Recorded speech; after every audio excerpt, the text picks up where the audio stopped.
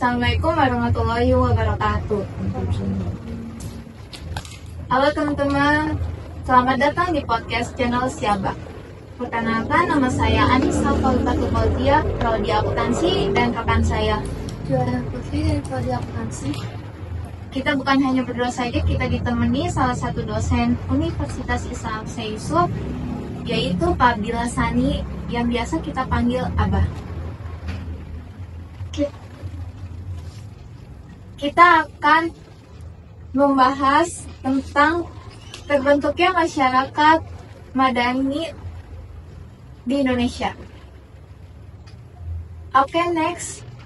Untuk mempersingkat waktu, mari kita lanjut ke pembahasannya dan kita akan mengajukan pertanyaan ke Siabah.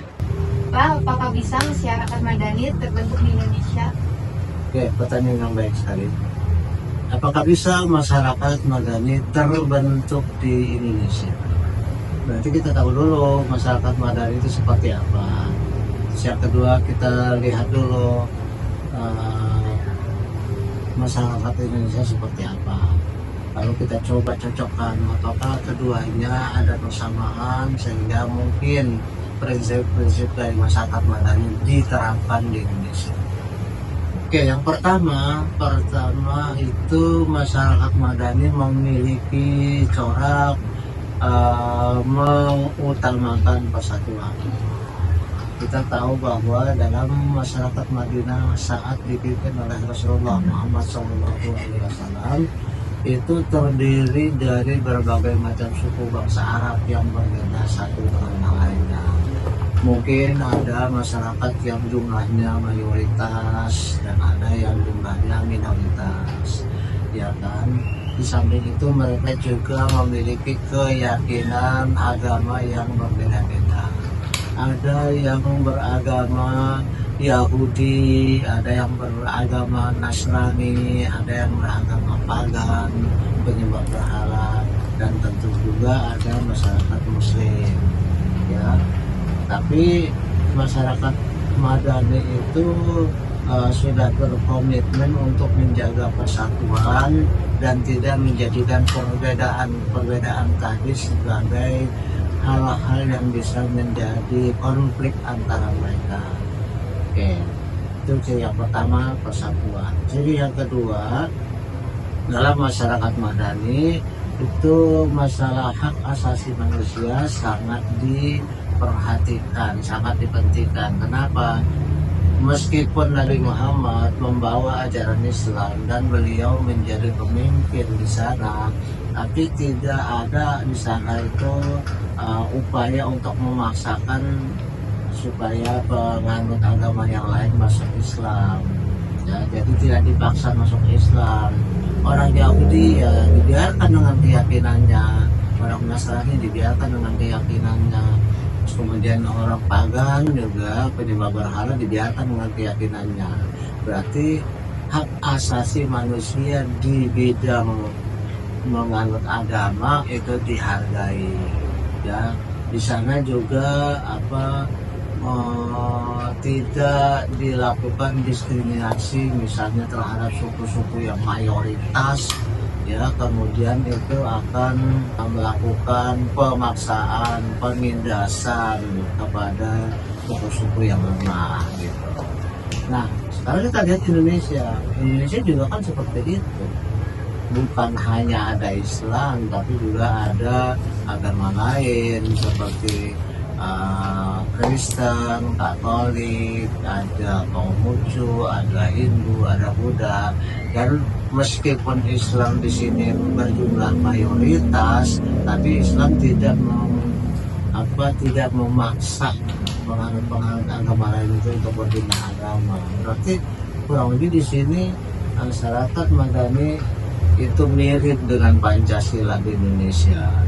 Ya kan? Terus yang ketiga, bahwa masyarakat madani itu di samping menjaga persatuan, menjaga hak asasi manusia, juga mereka kompak dalam hal katakanlah ada serangan-serangan musuh dari luar, maka semuanya satu kompak untuk menghadapi bersama musuh-musuh tersebut. Ini juga kan sesuai dengan sila persatuan Indonesia, ya kan?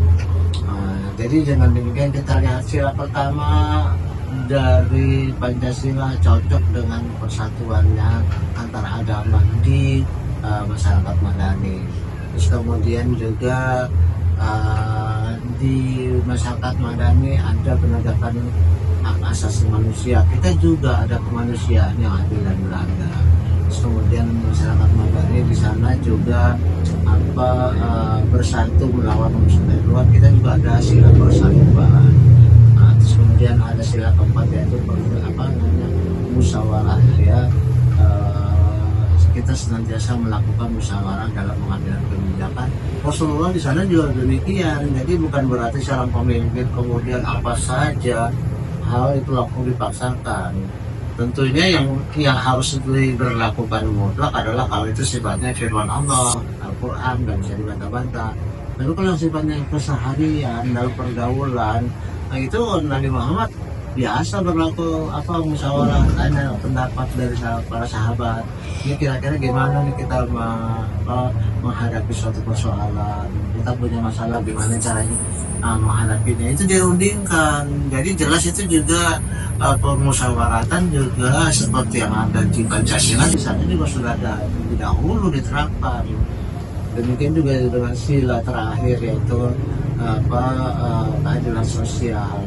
Di sana juga demikian, dan di masyarakat Madani di mana semua suku bangsa yang ada di sana itu saling bahu membahu kerjasama dalam menyelesaikan masalah bersama. Di samping itu juga tidak ada penindasan dari orang yang lebih kuat kepada yang lemah, orang yang kaya mempekerjakan ataupun memperbudak orang yang lemah.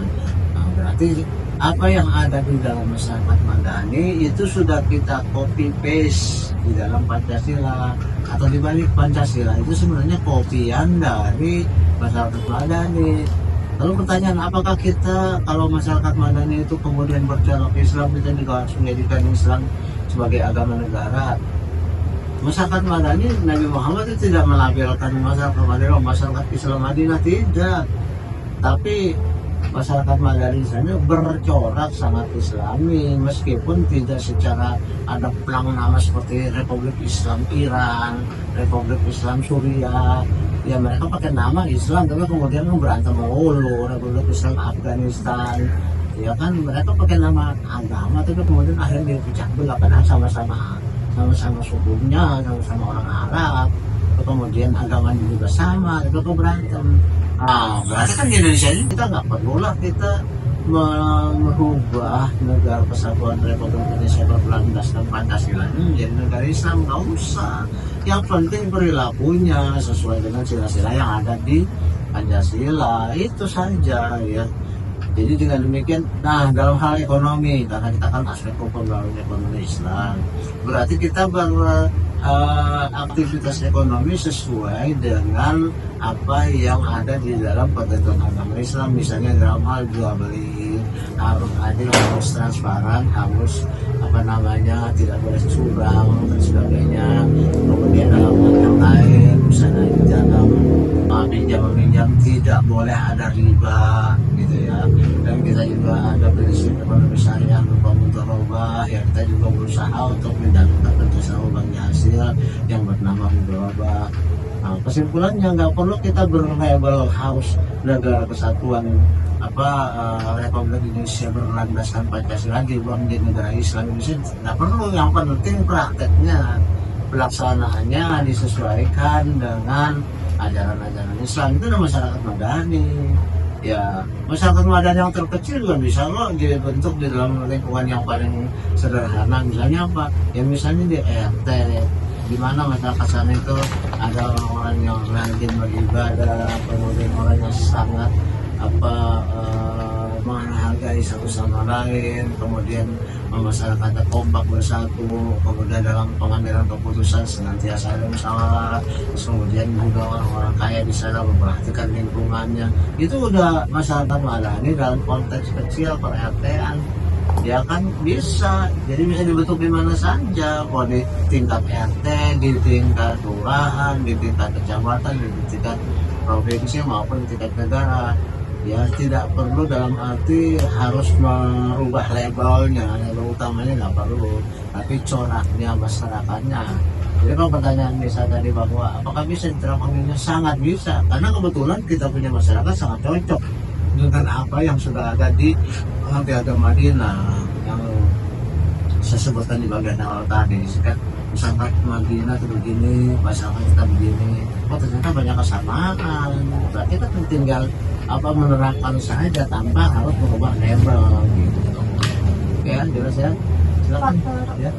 Mbak, aku mau nanya lagi, faktor utama yang mendukung masyarakat Madani bisa terbentuk kayak di Indonesia. Indonesia menerima masyarakat Madani. Ya kita lihat aja cara masyarakat kita. Masyarakat kita kan baik di tingkat yang luas di Indonesia maupun di kecil tadi itu semuanya itu boleh dikatakan sangat menjadi opini agama, mungkin banyak banget mahasiswa.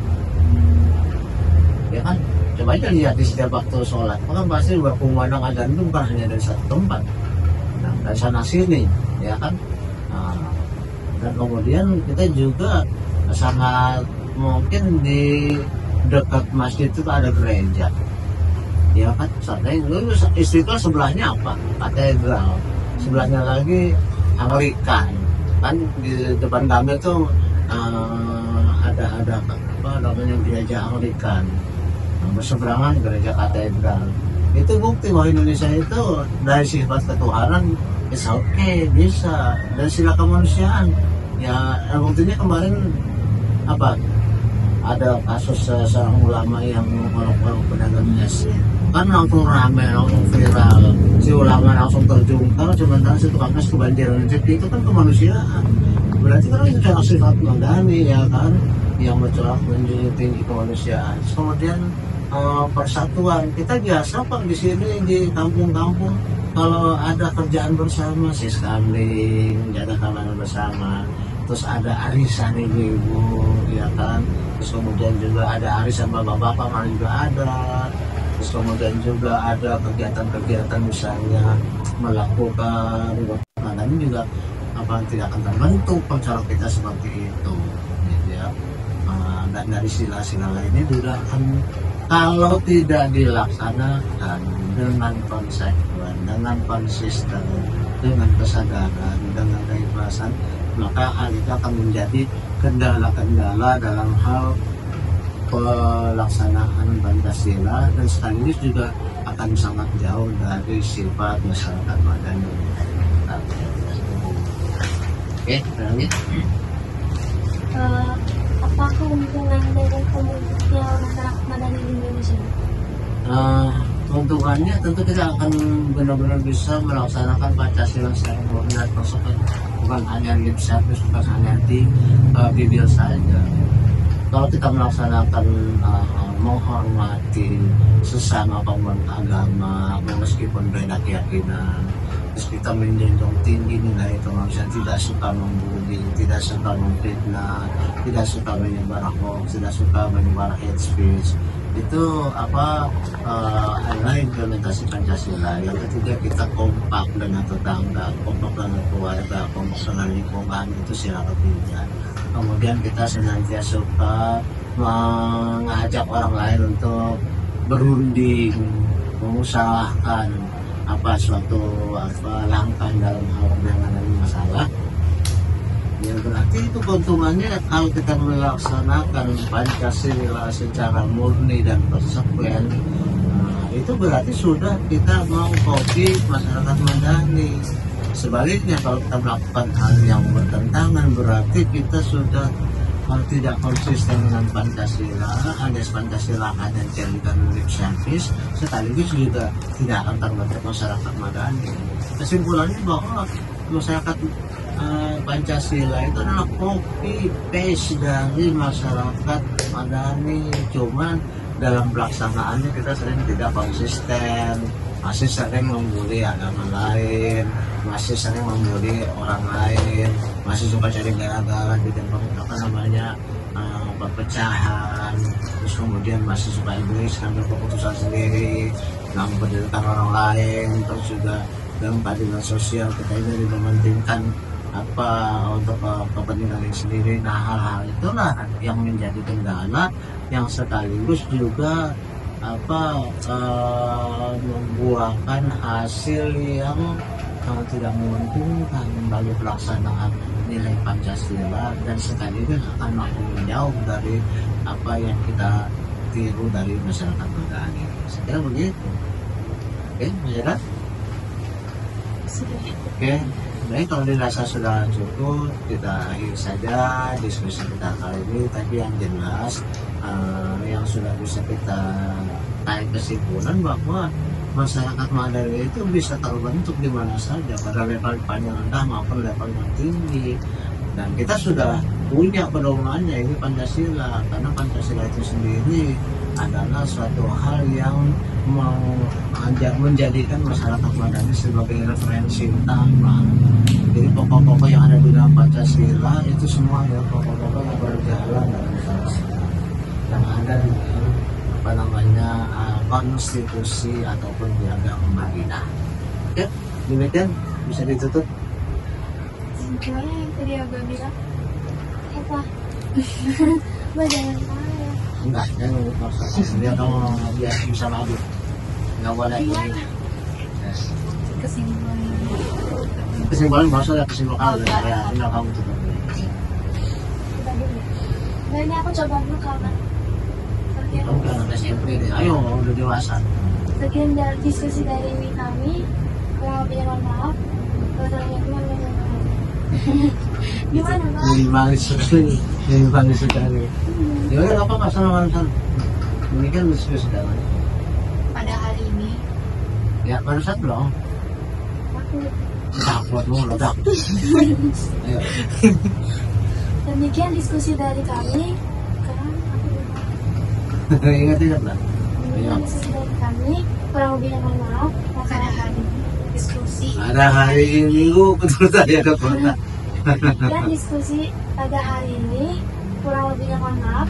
Wassalamualaikum warahmatullahi wabarakatuh. Iya, orang tidak kata aja kok bingung ya. So. Mana sana, lihat ke kamera. Aduh, takut. Bismillah. Apa?